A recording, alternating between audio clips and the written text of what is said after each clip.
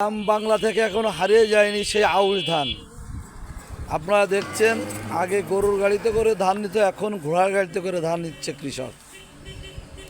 এই যে ধান একে জালি দেওয়া বলে, জালি দেওয়া থরে থরে সাজানো আছে। ধানের গাছে পানি থাকে, সেই পানিটা ঝেড়ে পড়ে যাচ্ছে গৃহস্থ সুবিধার্থে। এই দেখেন সে ধানটা এই যে জালি দিয়ে সাজানো আছে,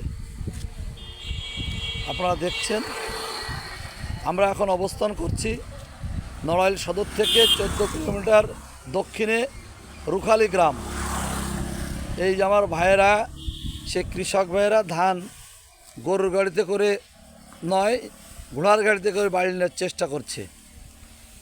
ও ভাই, ধান হয়েছে কেমন ভাই? ধান তুমি না একটা গান গেলে, একটা গান গাও দি ভাই।